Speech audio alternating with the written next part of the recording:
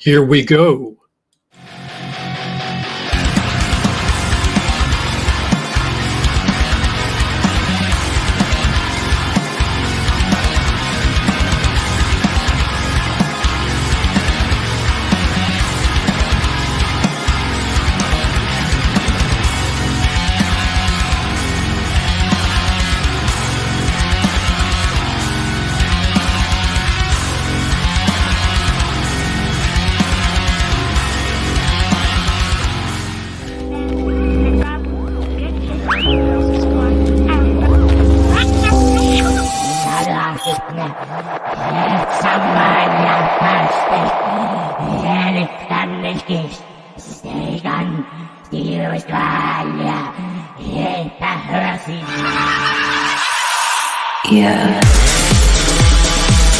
Hello, all you beautiful people out there. It's your boy Sleepy. And when I'm not guzzling down gallons and gallons of amazing ice cream, yes, I love ice cream. Oh, hang on. I'm watching PBDC TV. Now, back to the show, all you beautiful people. And remember, stay nasty. Good evening and welcome to Spooky Tales with Steve the Cat. I am your host, Steve the Cat. This is the place where America comes to hear films discussed by an animated talking cat and an assortment of animated plush characters. Yes, that's where you are. It is Monday, April 24th. It is 10 p.m. here on the East Coast, and it is time for episode 503. That is the third episode of this new season, season 5. We're going to be talking about a movie from Netflix tonight called Eli. We're going to get to that in a minute, but just before we go through that, just a few housekeeping issues to go through. So I'm going to run through my slides real quick. First of all, you are listening to Spooky Tales with Steve the Cat. We are currently live on Facebook, YouTube, Twitter, and Twitch. And of course, you can always go and find a replay on YouTube, Facebook, and also on Rumble. We have not figured out how to broadcast live to Rumble yet, but I do upload episodes to Rumble, so you can go watch them after the fact. Of course, we are brought to you by the PBDC Collective Incorporated, your nightly heartbeat of horror. Whether you're interested in horror movies, true crime, creepy stories, unexplained events, or weird history, we're sure to have something for you. And you can find us all over the web. You can find us on the World Wide Web at psychobunnydc.com. You can find us on YouTube. You can find us at an assortment of places on Facebook. You can find us on Rumble. You can find us on Twitch. You can find us on Twitter. You can find us on Discord. Now, the Discord site is a members-only site. That allows us to do some interesting things, and that allows us to keep away the trolls.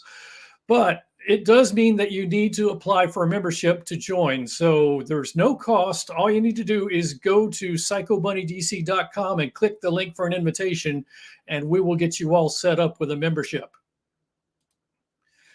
Of course, Steve the Cat is also available on social media. You can find Spooky Tales with Steve the Cat on YouTube, on Facebook, on Rumble, on Instagram, and on Twitter. And I am speaking to you live right now, but in a moment, we are going to get a pre-recorded episode going. Doing live animation is beyond the budgetary capabilities of this show. So we do a pre-recorded show with a live watch party. So you are currently watching live with people from around the United States and around the world as this premieres all worldwide. And we encourage you to comment freely. Please comment freely, comment often, show respect for the people around you. But otherwise, go nuts. Comment freely, comment often. Once the broadcast gets going, I will try to jump into the comments over on one of the Facebook broadcasts. I can't do that and speak to you at the same time. So I will jump over and do that in just a moment. But before we go, one last pitch for spookytaleswithstevethecat.com, the longest internet URL in the English language. If you are interested in any Steve the Cat swag, you can go there and we can get you set up. We have t-shirts, we have hoodies, we have drinkware, We have vinyl stickers. We have an assortment of things for you. So if you are a Steve the Cat fan and want to pick up some swag, head over to spookytaleswithstevethecat.com and we'll get you set up. And with that, we are going to get the new episode going now. All I need to do is click the magic button and we should be on our way. So here we go. And here we go. Thanks, everybody.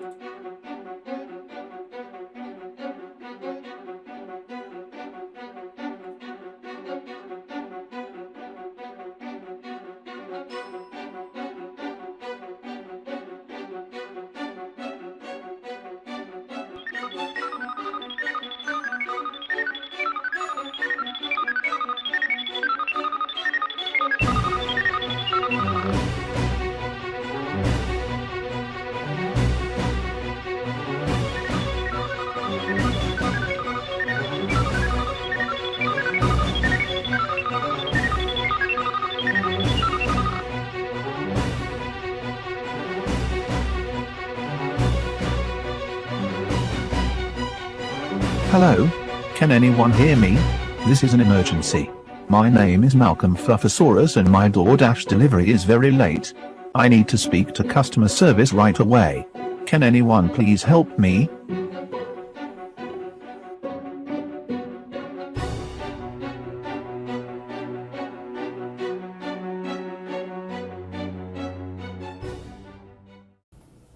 Good evening and welcome to another episode of Spooky Tales with Steve the Cat. I'm your host, Steve the Cat.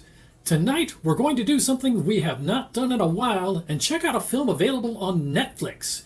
Now, Netflix is not known for having a big library of horror movies, but this one is pretty good, so I wanted to make sure you know it's out there.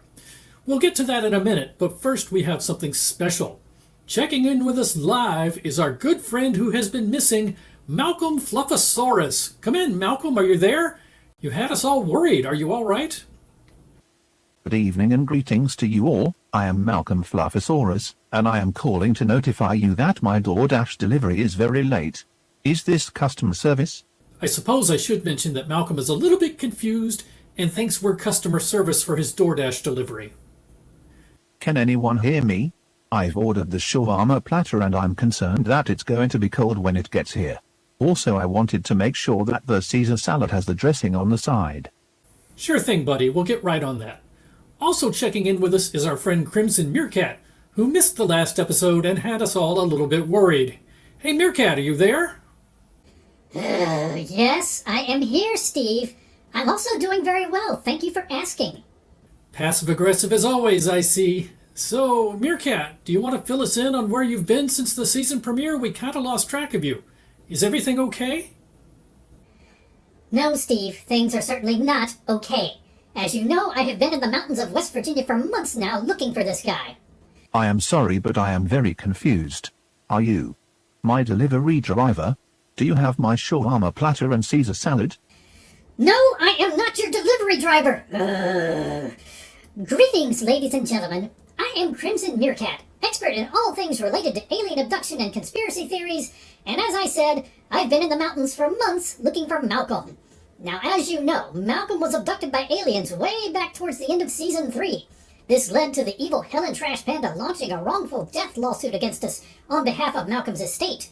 Now that I've found Malcolm, I'm hoping we can get that suit dismissed. We're streaming this conversation live to PBDC TV headquarters so the legal team can file a motion to dismiss. I know the attorneys that have been working the case were disappointed because they've been able to bill a lot of hours up until now. One of them bought a boat. Yes, I'll play them a sad song on my violin later. So, a couple of episodes back, I finally made my way to the cave where we last detected any sign of Malcolm when I was rudely attacked by a bounty hunter turned process server who was trying to make me call off my search and fly home for a deposition. Well, then a giant cave monster showed up, and there was yelling, and there was screaming, and I ran for my life, and yada yada yada, and I ended up here. In other words, you ended up back outside the cave. No, I am not back outside the cave. I was running away, and it was very dark, so I tripped, and the next thing I know I'm underwater in some sort of underground river. I'm still soaked to the bone, by the way. As soon as I got my head up to take a breath, I feel everything drop away from underneath me, and I find myself going down some sort of underground waterfall. Oh no. No, no, no. Do not tell me what I think you're about to tell me. Oh yes, Steve, an underground waterfall. Once I got my bearings, I found myself here, in some sort of hollow earth, land of the lost kind of place. Malcolm's been here for weeks. The aliens had abducted him, assumed he was from here, so they dropped him off right outside the cave that leads here. I have tea with the lower primates every Tuesday. The conversation is a bit slow, but the marmalade is very fresh. I can't believe the writer is doing a Land of the Lost bit. I am still very confused as to why my shawarma has not yet been delivered. The driver is putting his 5-star rating in jeopardy. Ever since I got here, he's been complaining about his DoorDash delivery being late. I think the alien abduction has him even more confused than usual. You guys can't get us out of here soon enough. Wait a minute, what? Can't you just, leave? I fell down an underground waterfall, Steve. It's not like I was able to mark a trail on my way down. Can't you send Guinevere to pick us up? No, Gwen isn't available. She waited for you for 24 hours, then hopped a flight home. She's on vacation to the Caribbean right now. But you can't just leave us down here. Oh, don't be silly. We're not going to leave you down there. But technically, a mission to the Lost World is international travel, and you've already taken a big bite out of the travel budget for the year, so it might take some time to get approval for a rescue mission. But what am I supposed to do in the meantime? I recommend we try to find a table service restaurant. The delivery service here is very poor. Would you care to join me for some shawarma? No, I do not want shawarma. I want to get out of here. Well, look at the bright side. The air is clean, you're away from the city, and at least Malcolm hasn't written any new raps. That is an excellent suggestion. I should compose a new rap opera, one that channels the pain of my loneliness and the disappointment of the poor DoorDash delivery service. Oh, you had to do it, didn't you? You just had to do it. That's it. I'm going to bed. Meerkat out. Well, at least our friend Malcolm is safe. Although it looks like he's stuck with whatever local dining options they can find in the short term, since they seem to be outside the shawarma delivery area. But now that we've heard from Malcolm and Meerkat, and now that we've given the latecomers time to join the live watch party, it's time to get down to the business of horror movies. Thank you so much for joining us. We're glad you're here. Now pour yourself a drink and relax, because here we go.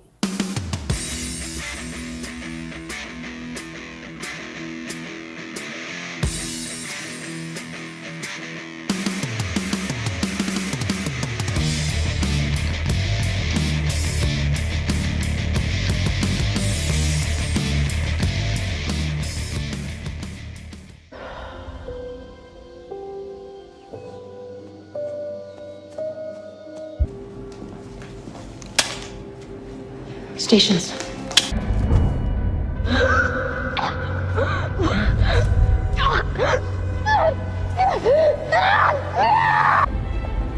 Is this where we're going to be staying? It is, buddy. Yep. Just for a little while. You can take your suit off now. You're safe. What if they're contaminants? There aren't any, honey. This is a clean house.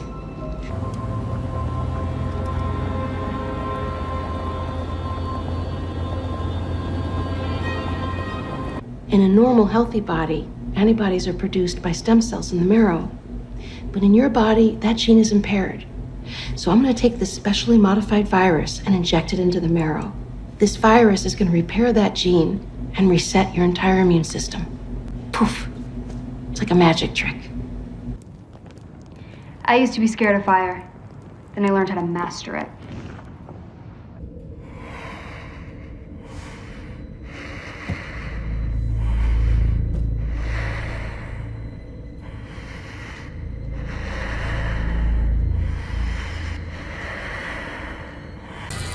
Unfortunately, the virus that's going to cure your affliction is unable to cross the blood-brain barrier, so we have to penetrate. Drill. Relax. Stress will just make your symptoms worse.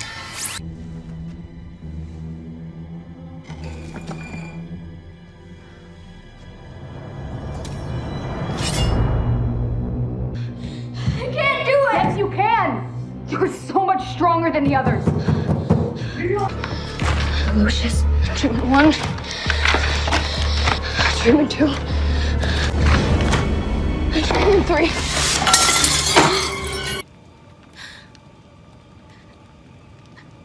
The devil always plays.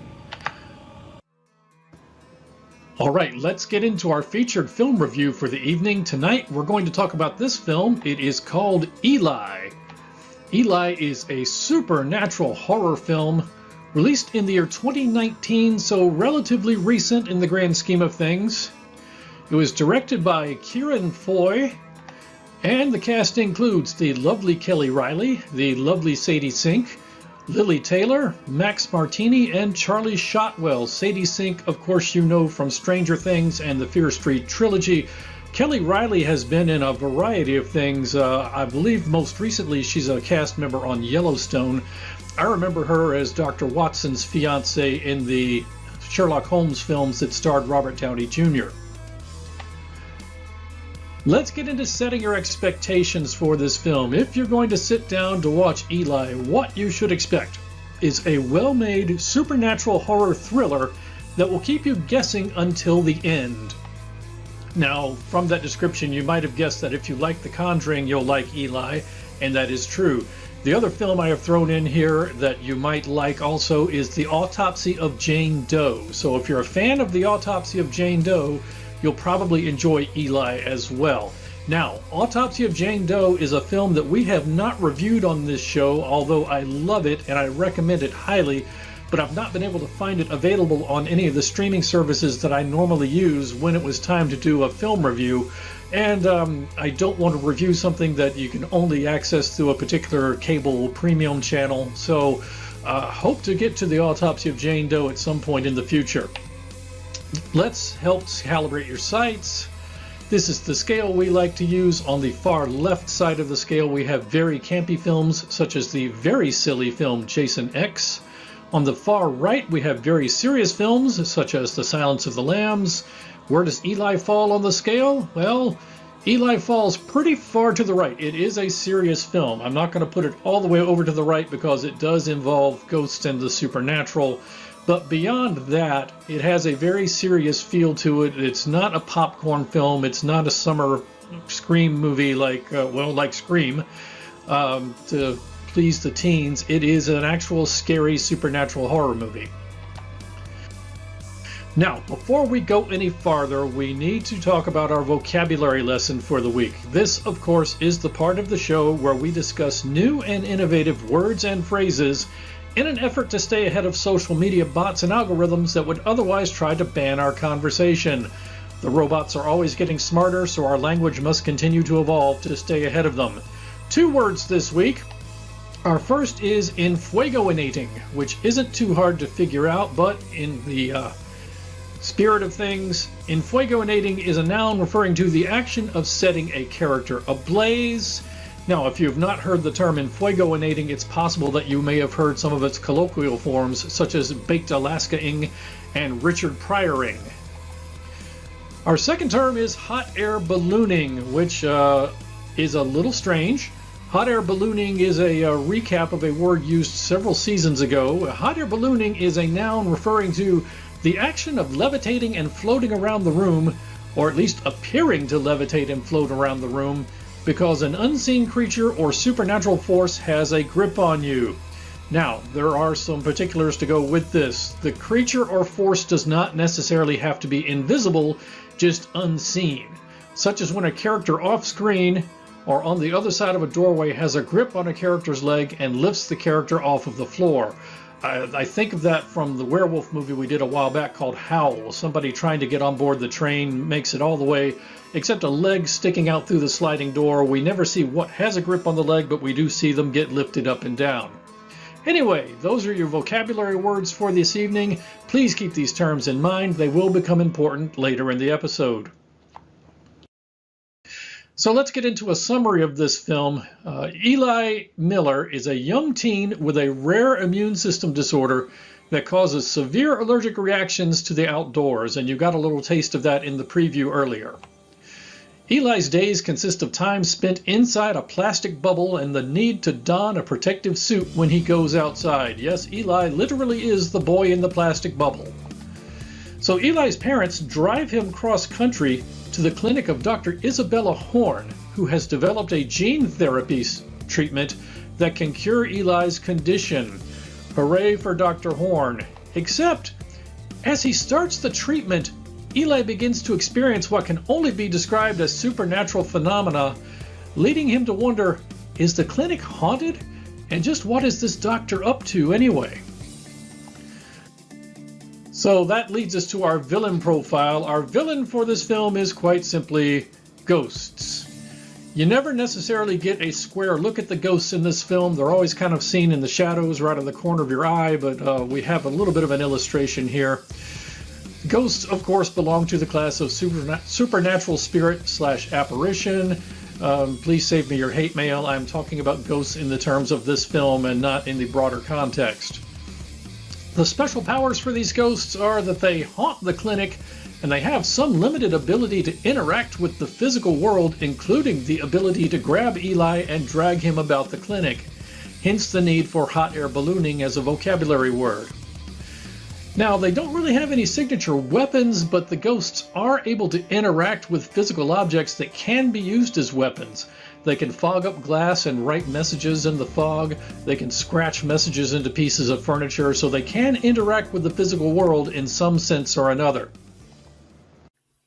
And now a word from our benevolent overlords at PBDC TV, your nightly heartbeat of horror. All captain, you are found guilty of witchcraft.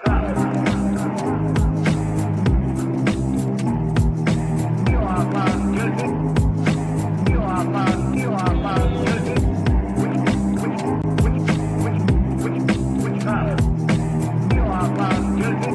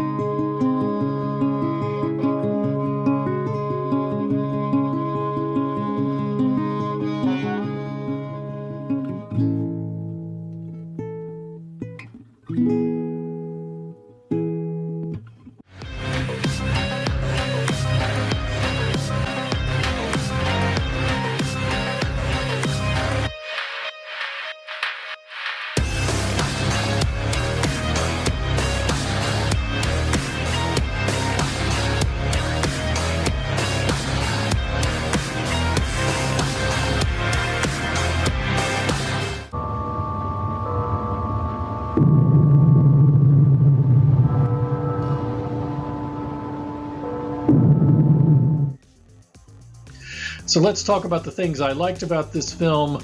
Right off the bat, it is well directed with a menacing, spooky atmosphere similar to The Autopsy of Jane Doe, which, once again, is a film I love and highly recommend. Have not reviewed on this show yet for availability reasons, but hopefully one day we'll do a review of The Autopsy of Jane Doe. Those of you who know the film and love it will probably like Eli as well. The film Eli manages to make the gene therapy sessions suspenseful and scary. If you have a fear of needles or a fear of hospitals, this movie will probably work pretty well for you. It is an interesting story with a number of twists and turns. It seems everybody knows more than they are saying in this film. You never get a good look at the ghosts. They are concealed in a number of ways or appear as figures in the shadows. I kind of liked that, never giving you a square look at the villain. And finally, I liked the final twist to the film. There is a final twist. I am not going to tell you what it is, but I will say I did enjoy it. Now, no movie is without flaw, so there are some things that could have been better about this film. Let's just run down a few of those. Right off the bat, it is a Netflix exclusive. I don't like to do Netflix exclusives because on the one hand, I prefer to stick to movies that are available through a broader audience, say through Tubi or Pluto TV or free streaming services like Freevee. But the other side of that story is that Netflix is not known for having a big catalog of horror. But a lot of people do own Netflix, so when Netflix does have a horror movie worth watching, I want to make sure people are aware of it, and you may have missed this one. It has a low body count. It is a supernatural suspense kind of film. It's not a lot of blood and gore. It's not a high body count kind of film. Similarly, the film feels more PG-13 than R-rated. That's not necessarily a bad thing. It just means that in the scenes that are meant to play on your fears of hospitals and needles, you're not going to see a lot of blood and gore and grisly surgical stuff going on. It's more implied to give the more PG-13 kind of rating than an R rating. The use of a small cast and mostly one location gives the film a claustrophobic feel. Now, that's what the director is going for. That is something that also happens in The Autopsy of Jane Doe. Some people might not enjoy that. Now, in this film, it falls on a young teen to carry the majority of the film, which is always a risk. Now, in this film, Charlie Shotwell does a commendable job of leading the cast as Eli. He won't make you say, wow, this guy needs an Oscar, but it's more than a good enough performance to not distract from the underlying film. The film is a little slow in the middle. There's no way around that. The film is a little bit slow in the middle. And finally, some of you may not enjoy the final twist. Once again, there is a final twist. I'm not going to tell you what it is. I will say that I enjoyed it, but you may not. So let's get to Steve's scorecard for this film right off the bat. Kills, I counted 4. Bare breasts, drum roll please, none. It is not that kind of film. Kelly Riley keeps herself covered, guys. Sorry. Denogginings, also none. Fun with needles, well, that's continual throughout the film. There is continual fun with needles in this movie. Brain drilling, you get one instance of brain drilling in this film. Hot air ballooning, one of our vocabulary words. At least 5 instances of hot air ballooning in this film that I counted. And for our other vocabulary word, infuegoinating, I have broken this down into multiple categories. First category, we have car flambe, counted 1. Nurse flambe, I counted 3. And finally, house flambe, I counted 1. So a car, a house, and 3 nurses are set ablaze in the course of this film. But that is not all that you get with your viewing of Eli. You also get these bonus features, including a Sadie Sink sighting. Yes, the lovely Sadie Sink from Netflix's Stranger Things, known as Mad Max, or maybe you remember her from the Fear Street trilogy movies. She does appear in this one as well, once again appearing in a Netflix feature. You get decontamination action. You get painful gene therapy action. Yes, if you have a fear of needles or a fear of hospitals, this film will work for you. You get brain drilling action, which you got a little taste of in the preview. You get shifty doctor action. What exactly is Dr. Horn up to anyway? You're going to start to wonder as the film goes on. You get car burning action. Actually, you get Jeep SUV burning action if you want to be really specific about it. You get house burning action. And finally, question, do people really throw pebbles at windows to get somebody's attention, or does that only happen in the movies? In this movie, as in so many other movies, Charlie Shotwell, playing Eli, is sleeping in his bedroom when a pebble strikes his window and wakes him up, and it turns out there's somebody outside trying to get his attention. This happens in movies all the time. I have never seen it happen in the real world, so please sound off in the comments. Do people actually throw pebbles at windows to get somebody's attention, or is that just something we do in the movies, like the whole thing with getting into a car, flipping down the sun visor, and lo and behold, there are the car keys. Nobody keeps their car keys there in real life, but it happens in films all the time. So with that, let's get to Steve's final score for this film. I'm going to give it 3 paws out of 4. I'm going to say this is a surprisingly good Netflix exclusive ghost story, well directed and well written with a number of twists and turns, and I will say once again that it is especially effective if you have a fear of hospitals or needles. So I liked this film. I recommend this film. You may disagree. If you disagree, you may sound off in the comments and tell me why. No worries about that. But I give this one 3 paws out of 4. I would say it's surprisingly good. So that is Eli, and that is our featured film review for the evening. We've come to the end of another episode of Spooky Tales with Steve the Cat, but before we go, as is our tradition, we'll take just a couple of minutes to discuss some of the other stuff I watched this week. Tonight, we're going to talk about a film called Frankenstein. Yes, Frankenstein. You know the name, you love the name. There have been umpteen million versions of Frankenstein. Tonight we're talking specifically about the 2015 film directed by Bernard Rose, who you may know as the director of Candyman. Now, I found this film on Shudder, and this is a modern day remake of the Mary Shelley classic. So this is not a steampunk kind of film. It is modern day lab coats and such, not grave robbing, but more biologically 3D printing a creature. Now, in this film, Victor Frankenstein and Elizabeth are scientists working on a secret project to artificially create a human being.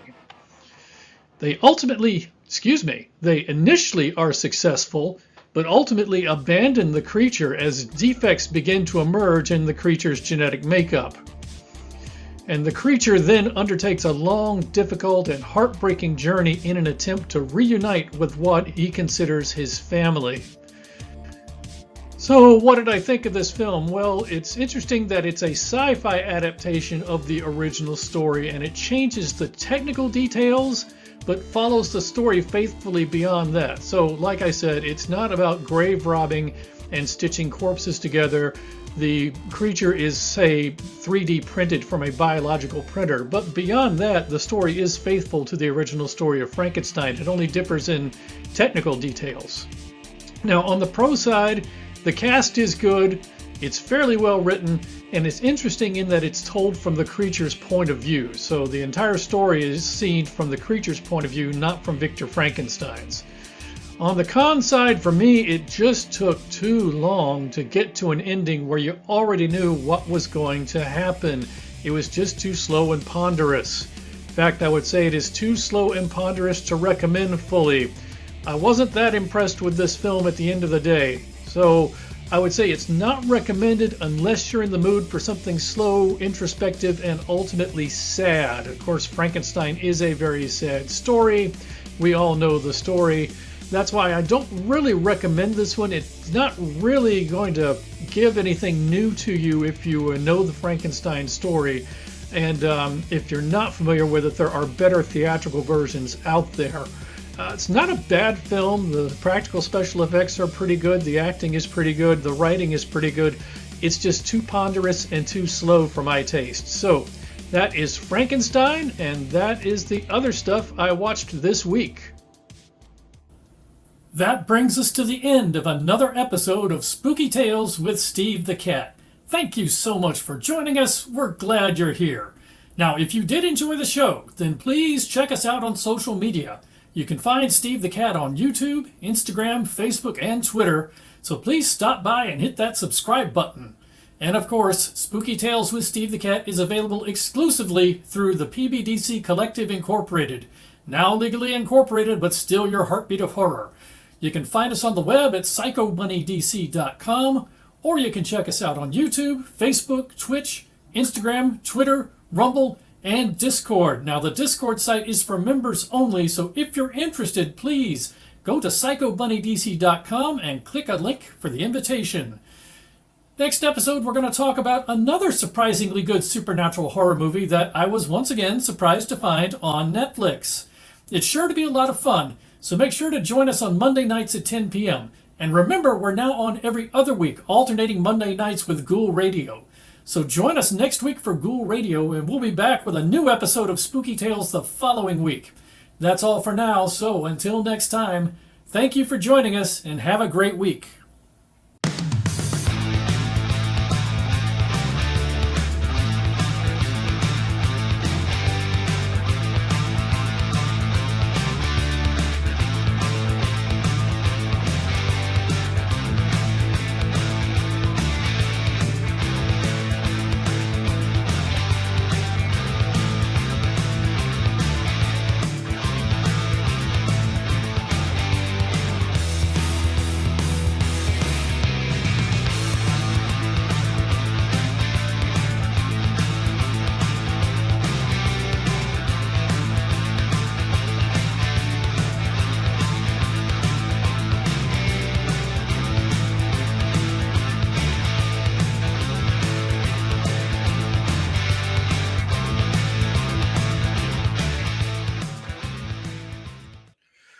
Well, that wraps up another episode of Spooky Tales with Steve the Cat, episode 503. Eli, thank you so much for joining us.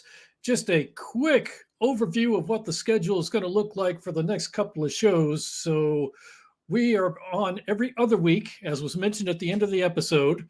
So we'll be back again on May 8th. We're going to do a review of a movie called Ouija Origin of Evil, which is another film that I did not expect to like, but enjoyed very much and found on Netflix. Then we'll be back on May 22nd for what I hope will be an all-new episode about the autopsy of Jane Doe. I was able to record the review for that today. It's just all the other stuff I've got to get done between now and then. So, and once we have done that, we'll be into June and we'll be into summer break, but we'll be back in September is my plan at this time. So, thank you so much for joining us. We really appreciate it. Again, thank you for commenting. Please subscribe as you are able. And thank you so much. Have a great evening. Good night, everybody.